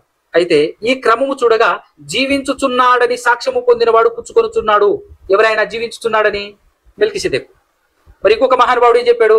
ఆయన చచ్చిపోయాడు, ఆయన పుట్టాడు, కానీ ఎప్పుడు పుట్టాడో ఎప్పుడు చచ్చిపోయాడో తెలియదు కనుక ఆయన జీవమునకు ఆది అంతం లేదు అని చెప్పేసి మాట్లాడాడు ఒక్కొక్క మహానుభావుడు. మరియు లేవి క్రమము చూడగా చావునకు లోనైన వారు 10వ వంతులను పుచ్చుకొనుచున్నారు. అయితే ఈ క్రమము చూడగా జీవించుచున్నాడని సాక్ష్యము పొందినవాడు జీవించుచున్నాడని సాక్ష్యం పొందినవాడు అంటే there is no information about his death. ఆయన మరణానికి సంబంధించినటువంటి ఇన్ఫర్మేషన్ లేనివాడు. ఏం చేస్తాం? కానీ ఈ మెల్కీసెదెకు చావడు అనే విషయం చెప్తా ఉన్నాడు ఇక్కడ. అంటే లేవి వాళ్ళు చచ్చిపోతున్నారు, కానీ చావునకు లోనైనటువంటి లేవి తీసుకుంటుంటే అసలు చావు లేని వాడు ఏం చేసుకుంటున్నాడు ఇక్కడ? తీసుకుంటున్నాడు అని చెప్పి పోలికలు చెప్తున్నాడు. జీవించుచున్నాడని సాక్ష్యము పొందినవాడు పుచ్చుకొనుచున్నాడు. ఎవరైనా మెల్కీసెదెకు గురించి మాట్లాడుతున్నాడు. అంతేకాక ఒక విధంగా చెప్పిన 10వ వంతులను పుచ్చుకొని లేవి కూడా, లేవియు అబ్రహాము ద్వారా దశమాంశములను ఇచ్చారు. ఎలా అనగా మెల్కీసెదెకు అతని పితరుని కలుసుకొనినప్పుడు లేవి తన పితరుని గర్భములో ఉండేను కాబట్టి లేవి కూడా ఇచ్చినట్టే అనే విషయం చెప్తున్నాడు. తర్వాత 11వ వచనం, ఆ లేవీయులు యాజకులై ఉండగా ప్రజలకు, అంటే ఇశ్రాయేలు ప్రజలకు ధర్మశాస్త్రం ఇవ్వబడింది కనుక ఆ యాజకుల వలన సంపూర్ణ సిద్ధి కలిగిన ఎడల అహరోను క్రమములో చేరినవాడు అని చెప్పబడక, అహరోను క్రమములో చేరినవాడు అని చెప్పబడక మెల్కీసెదెకు క్రమము చొప్పున, బాగా వినండి, మెల్కీసెదెకు క్రమము చొప్పున వేరొక యాజకుడు, మెల్కీసెదెకు కాదు వచ్చింది, మెల్కీసెదెకు గారి క్రమములో వేరొక యాజకుడు. సో పోలినవాడు, ఈయన దేవుని కుమారుని పోలినవాడు అనగానే ఈయనే దేవుని కుమారుడు, ఈయనే క్రీస్తు అని కన్ఫర్మ్ చేస్తున్నటువంటి బైబిల్ ఓపెన్ చేసిన వారలారా ఆలోచించండి కాస్త. మరి ఇంత గుడ్డిగెందుకు ప్రపంచాన్ని నడిపిస్తారు? ఆలోచించండి దయచేసి. ఏం చెప్తున్నాడు ఇక్కడ ఇంత చక్కగా? మెల్కీసెదెకు క్రమము చొప్పున, మెల్కీసెదెకే రాలే, వేరొక యాజకుడు రావాల్సిన అవసరం ఏమిటి? మెల్కీసెదెకు గారి క్రమములో వేరొక యాజకుడు వచ్చాడు అనే విషయం ఇక్కడ ఎంత చక్కగా చెప్తున్నాడు అంటే, ఈయన మెల్కీసెదెకే తప్ప యేసుక్రీస్తు కాదు అనే కన్ఫర్మేషన్ ఈ 7వ అధ్యాయంలో అవుతుంది. చూడండి జాగ్రత్తగా. వేరొక యాజకుడు రావలసిన అవసరం ఏమి? ఇదియుగాక యాజకులు మార్చబడిన ఎడల ఆవశ్యకముగా యాజక ధర్మము సహా మార్చబడును. అందుకోసమే పాత నిబంధన పోయింది, కొత్త నిబంధన వచ్చింది. 13వ వచనం, ఎవని గూర్చి ఈ సంగతులు చెప్పబడినో ఆయన వేరొక గోత్రంలో పుట్టెను. వేరొక గోత్రం అంటే వేరొక యాజకుడు రావాల్సి వచ్చింది అని చెప్పేసి వేరొక యాజకుడి గురించి మాట్లాడుతున్నాం. ఆ వేరొక యాజకుడు ఎవరు? ఆ ఎవరి గురించి అయితే ఈ సంగతులు చెప్పబడినో ఆయన వేరొక గోత్రములో పుట్టెను. ఆ గోత్రములోని వాడెవడునూ బలిపీఠమునొద్ద పరిచర్య చెయ్యలేదు. మన ప్రభువు యూదా సంతానమందు జన్మించెననుట స్పష్టమే. ఆ గోత్రము విషయములో యాజకులను గూర్చి మోసే ఏమీ చెప్పలేదు. మరియు చూసారా, అంటే ఇప్పుడు యేసుక్రీస్తు ప్రభుల వారికి ఈ 12 గోత్రికర్తల్లో ఒక గోత్రం ఉంది. లేవీలకు ఉన్నటువంటి వంశావళి ఏదైతే ఉందో ఆ విధంగా యేసుక్రీస్తుకు ఉంది, కానీ మెల్కీసెదెకుకు లేదు. కానీ వీళ్ళు ఏం చెప్తుంటారు? భూమి మీద ఉన్నప్పుడు ఉందండి, కానీ భూమి మీద రాకముందు లేదు. ఎందుకు అవకరీకరణ? ఎందుకంత గోస? నీట్గా వేరు చేసి ఆయన వేరు ఈయన వేరు అని చెప్తుంటే గోసలు ఎందుకు, ఈ ఇబ్బందులు ఎందుకు? ఏం సాధిద్దామని? ఏమండి, కన్ఫర్మేషన్ కావాలి కదా. అహరోను క్రమములో అహరోనే యాజకుడు అవ్వలే, మరలా అహరోను క్రమంలో వేరే వాళ్ళు యాజకులు అయ్యారు. అలాగే మెల్కీసెదెకు క్రమంలో వేరే ఆయన యాజకుడుగా వస్తున్నాడు తప్ప ఈ మెల్కీసెదెకే యాజకుడుగా రావట్లే. ఇక్కడ వేరొక యాజకుడు అని నీట్గా చెప్పబడుతుంది. అది అర్థం కావాలి మనకు. 13వ వచనంలో ఎవరి గురించి ఈ సంగతులు చెప్పబడినో ఆయన వేరొక గోత్రంలో పుట్టాడు. ఆ గోత్రంలోని వాడెవడును బలిపీఠమునొద్ద పరిచర్య చేయలేదు. 14వ వచనం, మన ప్రభు యూదా సంతానమందు జన్మించెననుట స్పష్టమే. ఆ గోత్ర విషయంలో యాజకులను గూర్చి మోసే ఏమీ చెప్పలేదు. మరియు 15వ వచనం మంచి పాయింట్, అసలు పాయింట్ ఇదే. ఇక్కడికి మనం దీనికోసమే నేను ఇంతవరకు చెప్పింది. 15వ వచనం, మరియు శరీరానుసారముగా నెరవేర్చబడు ఆజ్ఞ ధర్మశాస్త్రమును బట్టి కాకుండా, బాగా కాకుండా నాశనము లేని జీవము అన్నాడు. ఇది నాశనము లేని జీవము ఎవరికి ఉంది? నాశనము లేని శాశ్వతమైన నిత్యమైన జీవము గలవాడు ఎవడు? ఇది మనకు బేస్. అది దొరికితే మనకు పాఠం బైబిల్ కూడా చక్కగా అర్థమవుతుంది, అన్ని సమస్తం నీట్గా అర్థమవుతుంది. నాశనము లేని జీవమునకు ఉన్న శక్తి, నాశనము లేని జీవమునకున్న శక్తిని బట్టి, ఆ శక్తిని బట్టి నియమింపబడి మెల్కీసెదెకును పోలిన వేరొక యాజకుడు, నాట్ మెల్కీసెదెకు యేసుక్రీస్తు కాదు. ఇంతకంటే సాక్ష్యం చదవరాయ కింది వరకు రారు. మళ్ళా ఏందన్నంటే మేమే బైబిల్ ఓపెన్ చేసాము. అసలు బైబిల్ ఓపెన్ చేసిందే మేమని మాట్లాడుతాం.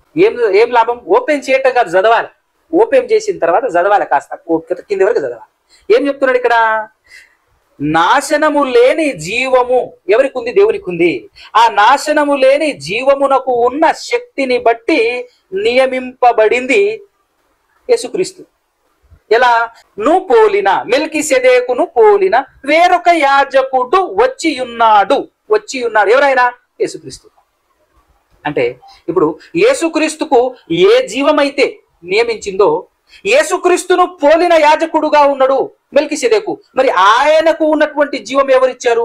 ఇప్పుడు ఆయనను పోలిన ఆయన ఈయనను పోలిన ఆయన వేరు, ఈయన వేరు. అయితే ఇప్పుడు ఇక్కడ మనకు అర్థం కావాలి 15-16 వచనాలలో నాశనము లేని జీవమునకున్న శక్తిని బట్టి నియమింపబడింది యేసుక్రీస్తు అన్నప్పుడు, నాశనము లేని జీవమునకున్న శక్తిని బట్టి నియమింపబడిందే మెల్కీసెదెకు కూడా కదా. అందుకోసమే ఇప్పుడు 7వ అధ్యాయంలో 2-3 వచనాలు కలిసి ఉంటాయి కదా. అక్కడ మెల్కీసెదెకు గురించి, అతడు తండ్రి లేనివాడును తల్లి లేనివాడును వంశావళి లేనివాడును జీవిత కాలమునకు ఆది అయినను జీవమునకు అంతమైనను లేనివాడై ఉండి అని అంటే అర్థం ఏంటి? ఈయన తనంతట తాను జీవం గలవాడేం కాదు. ఈయనకు ఈ జీవాన్ని ఇచ్చింది ఎవరు? శాశ్వతమైన జీవం కలిగినటువంటి దేవుడు. అసలు జీవానికి పేటెంట్ రైట్స్ అంటే జీవం కలిగిన వాడు, జీవం ఉన్నవాడు దేవుడు. ఆ దేవుడు తన క్రింద యాజకుడుగా నియమించుకున్నటువంటి మెల్కీసెదెకును యాజకుడుగా నియమించుకుని ఆయనకు ఎలా నియమించాడు అంటే శాశ్వతమైన జీవమునకున్నటువంటి శక్తిని బట్టి ఈ మెల్కీసెదెకును నియమించాడు. అదే శక్తిని బట్టి మెల్కీసెదెకు క్రమములో యేసుక్రీస్తుని నియమిస్తున్నాడు. సో ఇక్కడ యేసుక్రీస్తుకైనా మెల్కీసెదెకుకైనా శాశ్వతమైన జీవాన్ని ఇచ్చింది దేవుడు అనే విషయం మనకు అర్థం కావాలి. ఫస్ట్ పాయింట్ ఏమర్థం కావాలి? మెల్కీసెదెకు వేరు, యేసుక్రీస్తు వేరు. సో ఇంతకుముందు నేను చెప్పాను, ఎవరై ఉంటారు ఈ మెల్కీసెదెకు అంటే ఖచ్చితంగా దేవదూత ఉంటాడు. ఎందుకంటే దేవదూతలకు తండ్రి తల్లి ఉండరు అనే విషయం 4 పాటలు చెప్పాను నేను. ఎందుకు ఉండరు అని అంటే, ఇప్పుడు మన గర్భాన పుట్టినటువంటి పిల్లలకు మనమే తల్లిదండ్రి. కానీ మన పిల్లల కోసం, మన పిల్లలు ఆడుకోవటం కోసం అని చెప్పేసి మనం ఒక బొమ్మలు తయారు చేస్తాం. మనం తయారు చేసే బొమ్మలకు తల్లిదండ్రులు ఉండరా? మనం తయారు చేసుకున్న బొమ్మలకు తల్లిదండ్రులు ఉండరు. కానీ మనం తయారు చేసుకునేటటువంటి బొమ్మలకు ఏదైనా కరెంట్ ఛార్జింగ్ పెడితే కానీ, లేదంటే డీజిల్ పెట్రోల్ లేదంటే బ్యాటరీ పెడితే కానీ నడుస్తుంది. అది మనం ఈ బ్యాటరీ పెడతాం, కానీ దేవుడు తనకున్న జీవాన్ని పెడతాడు. అది మనకు అర్థం కావాలి. దేవుడు తయారు చేసేటటువంటి బొమ్మలకు జీవం పోయగలడు. అది ఎందుకంటే ఆయన జీవం గలవాడు, శాశ్వతమైన జీవం గలవాడు. కాబట్టి ఆయన దేంట్లోనైనా జీవం పోయగలడు. ఈరోజు ప్రపంచవ్యాప్తంగా ఉన్నటువంటి జీవం కలిగినటువంటి ఏ జీవి అయినా సరే ఆ జీవులకు జీవం పోసింది ఎవరు? జీవము గల దేవుడు. సో ఇక్కడ మనం జీవము కలిగినటువంటి వాడుగా మెల్కీసెదెకు కనబడుతుంటాడు. కన్ఫ్యూజ్ అవ్వాల్సిన అవసరం లేదు. ఆయనకు జీవాన్ని ఇచ్చింది దేవుడు. ఆయన్ని ఎలా నియమించాడో ఇక్కడ మనకు క్లారిటీ అవుతుంది. 15-16 వచనాలు చూసినట్లయితే 16వ వచనంలో నాశనము లేని జీవమునకున్న శక్తిని బట్టి నియమింపబడి మెల్కీసెదెకును పోలిన వాడైన వేరొక యాజకుడు వచ్చి ఉన్నాడు. కావున మేము చెప్పిన సంగతి మరింత విషదమై ఉన్నది. ఎలా అనగా, నీవు నిరంతరము మెల్కీసెదెకు క్రమము చొప్పున యాజకుడవై ఉన్నావు అని ఆయన విషయమై సాక్ష్యము చెప్పబడెను. ఎవరి విషయమై? యేసుక్రీస్తు విషయమై సాక్ష్యము చెప్పబడెను. కాబట్టి యేసుక్రీస్తు ప్రభువు వారు ప్రమాణపూర్వకంగా యాజకుడయ్యాడు.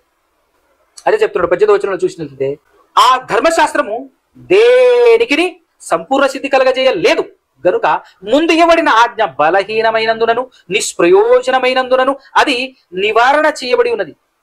అంతకంటే శ్రేష్టమైన నిరీక్షణ దాని వెంట ప్రవేశపెట్టబడెను. దీని ద్వారా దేవుని యొద్దకు మనము చేరుచున్నాము. దీని ద్వారా కొత్త నిబంధన ద్వారా దేవుని యొద్దకు మనం చేరుచున్నాం. మరియు ప్రమాణము లేకుండా యేసు యాజకుడు కాలేదు గనుక ఆయన మరీ శ్రేష్టమైన నిబంధనకు, అంటే కొత్త నిబంధన మరీ శ్రేష్టమైన నిబంధనకు పూట కాపాయను. వారైతే అంటే పాత నిబంధనలో ఉన్నటువంటి యాజకులైతే వారైతే ప్రమాణము లేకుండా యాజకులు కుదురు. కానీ ఈయన నీవు నిరంతరము యాజకుడవై ఉన్నావని ప్రభువు అని లెటర్లో ఉంది. అంటే యెహోవా గురించి ప్రభువు ప్రమాణం చేసెను, ఆయన పశ్చాత్తాపపడడు అని ఈయనతో చెప్పిన వాని వలన ప్రమాణపూర్వకముగా యాజకుడు ఆయన. చూశారు, ఇది లెక్క. కాబట్టి యేసుక్రీస్తు ప్రభువు వారు జీవం గలవాడు. ఎలా వచ్చింది ఆయనకు జీవం? దేవుడిచ్చాడు. మెల్కీసెదెకు గురించి కూడా నిరంతరం ఆయనకున్నటువంటి ఆయనలో ఉన్న జీవానికి లేదు అంత మారంభం అనే విషయం మనకు అర్థం కావాలి. అందుకోసమే జీవితకాలమునకు ఆది అయినను జీవమునకు అంతమైనను లేనివాడై ఉన్నాడు మెల్కిసెదెకు. ఆయనను పోలి ఉన్నాడు దేవుని కుమారుడైన క్రీస్తు. ఎలా ఉంటున్నారు అని అంటే వాళ్ళలో ఉన్నటువంటి జీవం అలాంటిది. ఆ జీవం ఎవరిది అంటే దేవునిది. అలాంటి జీవమే మనకు దేవుడు ఇవ్వబోతున్నాడు అనేటటువంటి విషయం మనకు అర్థం కావాలి. దాని కొరకు నేను ఒక 2-3 వచనాలు చూపించేటువంటి ప్రయత్నం చేస్తాను. 2వ కొరింథీ పత్రిక 13-14 చూడండి. 2వ కొరింథీయులకు రాసినటువంటి పత్రిక 13వ అధ్యాయము, 2వ కొరింథీ పత్రిక 13వ అధ్యాయం 4వ వచనం. బలహీనతను బట్టి ఆయన సిలువ వేయబడెను గాని దేవుని శక్తిని బట్టి. చూసారా, దేవుని శక్తిని బట్టి. ఎవరి గురించి మాట్లాడుతున్నారో అర్థం కావాలి మనకు. యేసుక్రీస్తు ప్రభువారి గురించి. బలహీనతను బట్టి ఆయన సిలువ వేయబడెను గాని దేవుని శక్తి ఆయనలో ఉంది. దేవుని శక్తిని బట్టి జీవించుచున్నాడు. యేసుక్రీస్తు ప్రభువారు జీవించుచున్నాడు దేవుని శక్తిని బట్టి. ఎస్, మేమును అన్నాడు చూడు. మేము కూడా అంటే అపోస్తలులు. మేము కూడా ఆయన యందుండి అంటే ఎవరి యందుండి? యేసుక్రీస్తు నందుండి బలహీనులమై ఉన్నాము గాని మీ ఎడల దేవుని శక్తిని బట్టి ఆయనతో కూడా, ఎవరితో కూడా? యేసుక్రీస్తుతో కూడా జీవము గలవారము. యేసుక్రీస్తుతో కూడా మేము కూడా జీవము గలవారము. చూసారా, అంటే దేవుడు జీవం గలవాడు. ఆ తర్వాత దేవుని వలన యేసుక్రీస్తు ప్రభువారు జీవం గలవాడు. యేసుక్రీస్తు వలన మనం కూడా జీవం గలవారా అంటే ఈ జీవానికి మూలం, కేర్ ఆఫ్ అడ్రస్ దేవుడు. అందుకోసమే కొనండోన్లీ ఉన్నవాడు ఎవరు అనంటే యెహోవా తప్ప ఇంకెవ్వడు లేడు. ఆయన దగ్గర నుంచి, ఆయనలో నుండి పొందుకుంటున్న మిగతా వాళ్ళు మనం ఎవరమైనా సరే, మెల్కిసెదెకు అయినా, యేసుక్రీస్తు ప్రభుల వారైనా, యేసుక్రీస్తు ద్వారా మనమందరమైనా, ఎవరైనా. సో నాశనము లేని జీవం గలవాడు దేవుడు. శాశ్వతమైన జీవం గలవాడు దేవుడు. ఆ శాశ్వతమైన జీవం మెల్కిసెదెకులో ఉన్నది. శాశ్వతమైన జీవం యేసుక్రీస్తులో ఉన్నది. వాళ్ళలో పెట్టింది దేవుడు అనే వాస్తవం మనకు అర్థం కావాలి. సో దీన్ని బట్టి మెల్కిసెదెకు ఎవరు అనేటటువంటి విషయం చాలా నీట్గా, క్లియర్గా, ఇది 5వ భాగం. దీనితో పర్ఫెక్ట్గా, without confusion, without disturbance, confusion కానీ ఏమీ లేకుండా నీట్గా ఈ చిన్న పాయింట్ ఒక సహోదరుడు అడగటం జరిగింది. మెల్కిసెదెకు జీవం కలిగిన వాడుగా కనబడుతున్నాడు, ఏంటి దీని సంగతి? అక్కడ ఉన్నటువంటి మాటను బట్టి మెల్కిసెదెకు ఆయన కలిగినటువంటి జీవం, ఆ జీవము ఆది అంతము లేనిది, నాశనం లేనటువంటి జీవము. ఆ జీవం ఎక్కడి నుంచి వచ్చింది అనే విషయం తెలియక, పరిశోధన చేయక, ఆలోచించక పొరబడేటటువంటి అవకాశం ఉంటుంది. సహోదరుడు అడగటం మంచిదైంది. నాకు కూడా ఆలోచన రావటంతో ఈ విషయాన్ని మీ ముందు ఉంచాను. సో ఎప్పటికైనా ఈ విషయం తెలియాలి కదా, అర్థం కావాలి కదా అనేటటువంటి ఆలోచనతో ఈ విషయాన్ని మీ ముందు ఉంచాను. సో మనం కూడా క్రీస్తు ద్వారా జీవం కలిగినటువంటి వారం, క్రీస్తు ద్వారా జీవం కలిగినటువంటి వారం అనే విషయం మనం ఒప్పుకోవాలి. అంతే తప్ప నా అంతటి నేను జీవం గలవాడిని అనకూడదు. జీవం కలిగినటువంటి వారమే మనం. మనలో ఉన్నటువంటి జీవం శాశ్వతమైనటువంటి జీవమే, నాశనం లేనటువంటి జీవమే. అయినప్పటికీ మనంతట మనం కలిగినటువంటి వారం కాదు. మనకి ఎలా వచ్చింది? ఇది యేసుక్రీస్తు ద్వారా వచ్చింది. యేసుక్రీస్తుకి ఎలా వచ్చింది? దేవుని దగ్గర నుంచి వచ్చింది. దేవునికి ఎలా వచ్చింది? ఆయన ఉన్నవాడు, తనంతట తాను జీవం గలవాడు. ఆయనకి ఎవరు ఇవ్వలేదు, ఆయనకి ఎవరు ప్రసాదించలేదు, ఆయనే అందరికీ ప్రసాదించాడు. సో మూలం ఒక్కడే. అందుకోసమే ఫైనల్గా ఒక్క పాయింట్, ఒక్క వచనం చెప్పి పాట ముగించేస్తాను. అందుకోసమే స్వయంగా యేసుక్రీస్తు ప్రభుల వారు మాట్లాడినట్టుగా పరిశుద్ధాత్మ ప్రేరణతో మరి పౌలు గారు రచించినటువంటి ఒక సందర్భం ఉంది. హెబ్రీయులకు రాసినటువంటి పత్రికలో 2వ అధ్యాయంలో 11-12 వచనాలు, 2వ అధ్యాయం 11-12 వచనాలు చదువుకొని ముగించుకుందాం.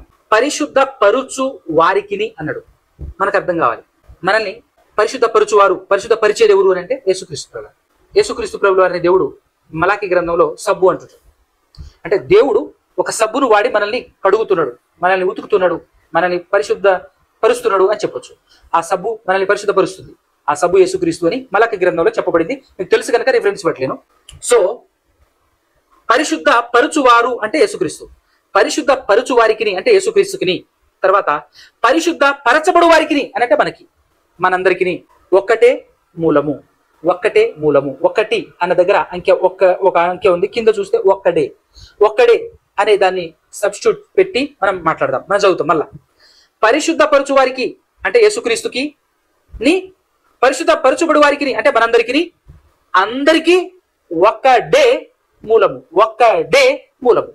అంటే ఇప్పుడు యేసుక్రీస్తు ఏమంటున్నాడంటే, మిమ్మల్ని పరిశుద్ధపరుస్తున్న నాకైనా, నా చేత పరిశుద్ధపరచబడుతున్నటువంటి నీకైనా మనందరికీ మూలం ఒకడే అనే మాట ఎంత అద్భుతంగా అర్థమవుతుంది. ఇప్పుడు చూడండి, నాలో ఉన్న జీవం అక్కడి నుంచే వచ్చింది, మీలో ఉన్న జీవం కూడా అక్కడి నుంచే వచ్చింది. అందుకోసమే మిమ్మల్ని నేను నా సహోదరులు అని పిలవటానికి ఏమాత్రం సిగ్గుపడను, ఏమాత్రం సిగ్గుపడను. అదే నెక్స్ట్ మాట, అదే నెక్స్ట్ మాట ఏమన్నాడు? ఈ హేతువు చేతను, ఈ కారణాన్ని బట్టి వారిని సహోదరులు అని పిలుచుటకు ఆయన సిగ్గుపడ్డాడు. ఆయనే సిగ్గుపడట్లేడు, మనం ఎందుకు సిగ్గుపడాలి? అన్నయ్య అని పిలవడానికి, అన్న అని పిలవడానికి ఎందుకు సిగ్గుపడాలి? అవునా కదా? కాబట్టి ఈ క్లారిటీ లేనటువంటి వాళ్ళే ఈరోజు దేవుడెవరో తెలియక చాలా గలీజ్గా మిక్స్ చేసేస్తున్నారు, కలిపి చెరిపేడి బోధ చేస్తున్నారు. ఆయన ఆయన అటు నుంచి ఇటు, ఇటు నుంచి అటు సాంబార్ చేసినట్టే. ఒక క్లారిటీ, ఒక పద్ధతి ఏమీ లేకుండా దాన్ని మళ్ళా లేని పదాలు పుట్టించుకోవటం. అసలు వాళ్ళకి ఏమైనా మనోనేత్రాలు మూయబడితే అట్లనే ఉంటుంది లేండి. మనం ఎన్నన్నా కూడా ఒక పదం కలపొద్దు, తీసేయకూడదు అని వాళ్ళే అంటారు, త్రిత్వం అంటుంటారు, లేని పదాలు ప్రవేశపెడుతుంటారు.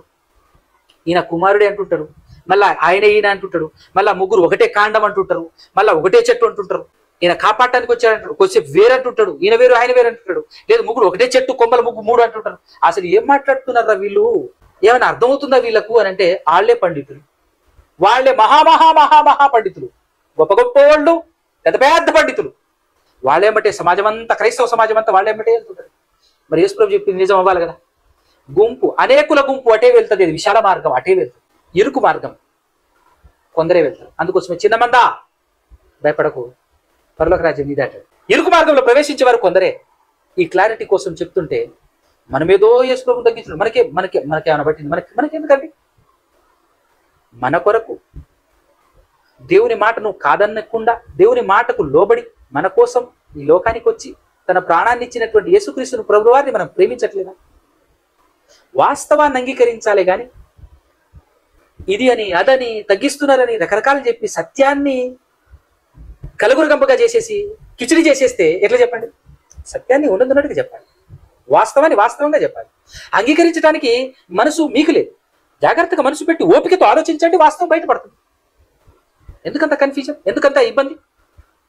ఈరోజు సహృదయం, యథార్థమైనటువంటి హృదయం కలిగినటువంటి వ్యక్తి ఎలాంటి పెద్ద మాట అన్నా కూడా ఔదార్యం కలిగి ఓపికతో విని ఆలోచించి 1కి 10 సార్లు ఆలోచించి ముందుకు సాగుతాడు. కానీ ఒక మాట అంటేనే తట్టుకోలేకపోతున్నారు ఈరోజు క్రైస్తవులు అంటే. ఒరిజినల్ గా క్రైస్తవులు అంటే మనసు మార్చుకున్నవారు, పొరపాటున కూడా హట్టవరు ఫట్టవరు, మనోభావాలు దిబ్బదిన్నాయి అనే మాట క్రైస్తవులు పలకరాదు. పలికాడంటే వాడు క్రైస్తవుడు కాదు. నా మనసు గాయపడింది అన్నాడంటే నిజంగా చెప్తున్నాడు, వాడు 100% క్రైస్తవుడు కాదు, కాలేదు, ఇంకా క్రైస్తవుడు కాలేదాడు. అది నేనైనా మీరైనా ఎవడైనా సరే 100% ఒప్పుకోవాల్సిందే. మనసును మార్చుకొని వచ్చినటువంటి వాడు, ఎలాంటి మాటనైనా జీర్ణించుకోగలిగినటువంటి వాడు కదా. ఈరోజు పెద్ద పెద్ద పండితులైనటువంటి వాళ్ళు ఒక మాటను జీర్ణించుకోగలుగుతున్నారా? యేసుక్రీస్తు ప్రభువుని ఎన్నేసి మాటలన్నారు శిలువ మీద వేలాడి తీసేసి, ఒక్క మాట అయినా ఆయన్ని బాధపెట్టిందా? 1 వర్డ్ కూడా ఆయన్ని బాధపెట్టిందా? అది నిజ క్రైస్తవుని స్టేటస్. అలా నువ్వు నేను మనమందరం బ్రతకాలి అని, నిజమైన క్రైస్తవులుగా జీవించాలని, నిజమైన క్రైస్తవులుగా జీవించాలి అని అంటే ఆ స్థాయిని చేరాలంటే ఫస్ట్ ఆ స్థాయి అర్థం కావాలి మనకు, వాక్యం అర్థం కావాలి. యేసుక్రీస్తు ఎవరో, దేవుడు ఎవరో తెలుసుకున్న వాళ్ళకి నిత్య జీవం అని యేసుక్రీస్తు తన ప్రార్థనలో పలికారు. తన ప్రార్థనలో ఆ ఏకైక దేవుణ్ణి గురించి తెలుసుకోవాలి, ఆ ఏకైక దేవుడు పంపించిన యేసుక్రీస్తు అని నన్ను తెలుసుకోవాలి, తెలుసుకుంటే నేను నిత్య జీవం అనేది. అది తెలియనటువంటి వీళ్ళకి నిత్య జీవం ఎట్లా వస్తుంది? మొత్తం మిక్స్డ్ చేస్తున్నటువంటి వీళ్ళకి నిత్య జీవం ఎట్లా వస్తుంది? అసలు వీళ్ళు క్రైస్తవులే కదా కరెక్ట్ చెప్పాలి అంటే. మనం చెప్తున్నాం వీళ్ళు క్రైస్తవులు కాదని, కానీ వాళ్ళు ఏం చెప్తున్నారో తెలుసా? మెజారిటీ వాళ్ళు చెప్తున్నారు మనల్ని క్రైస్తవులు కాదని. వాళ్ళదే నడుస్తుంది భూమి మీద ఉన్నన్ని రోజులు, భూమి మీద ఉన్నన్ని రోజులు వాళ్ళదే నడుస్తుంది, హవ వాళ్ళదే. కానీ ఆ తర్వాత మనది. ఇప్పుడు వాళ్ళది 4 రోజులు వాళ్ళ హవా నడుస్తుంది, కానీ ఇది దాటిన తర్వాత శాశ్వతమైన హవా మనది అన్న సంగతి మాత్రం మర్చిపోకండి. ఇది వాస్తవం, ఇది సత్యం, దీన్ని ఎప్పుడు మార్చలేదు. ఇది తెలుసుకుని మీరు అంగీకరించి అర్థం చేసుకోవటానికి ఓపికతో అవసరమని అనుకుంటే పరిశోధన చేయడానికి ఎన్ని రోజులైనా ఆలోచించి ఓపికతో తెలుసుకునేటటువంటి ప్రయత్నం చేసేవారుగా మీరు నేను మనందరూ ఉండి ఆ దేవుని దగ్గరికి చేరుకోవాలని కోరుకుంటే మాటలు ముగిస్తున్నాను. కళ్ళు మూసుకొని తలోచండి, చిన్న ప్రార్థనతో ముగించుకున్నాను. పరిశుద్ధుడా, పరమాత్ముడా, పరమందువాసినుడా, సకల ఆశీర్వాదాల కారణభూతుడా తండ్రి, ఇదిగో నాయన ఇప్పటి వరకు మీరు మాతో మా ద్వారా మాట్లాడిన విధానాన్ని బట్టి స్తుతి స్తోత్రాలు కృతజ్ఞతాస్తులు చెల్లించుతున్నాం తండ్రి. వినబడినటువంటి మాటలను ఏమాత్రం విడిచిపెట్టి మమ్మల్ని మేము మోసం చేసుకునకుండా విన్న మాటలను హృదయాలు బదిలిపరుచుకొని అవసరమైతే మరికొంతమందికి ఈ విషయాన్ని చేరదీసి అర్థమయ్యేలా చెప్పగలిగే జ్ఞానం మాకు అనుగ్రహించమని కోరుచు, బ్రతిమాలు కూర్చు. మా తప్పుల బురాలను క్షమించమని వేడుకొంచు తండ్రి. ఇదిగోనైనా మీ ప్రియ కుమారుడైన యేసుక్రీస్తు ప్రభువు వారు మాకు చూపించినటువంటి మాదిరి చొప్పున బ్రతికే భాగ్యం మాకు అనుగ్రహించమని వేడుకొంచు, బ్రతిమాలు కూర్చు. యేసు ప్రభు పరిశుద్ధ నామం ద్వారా ప్రార్థన అడిగి పొందుకొని ఉంటున్నాం తండ్రి. ఆమేన్.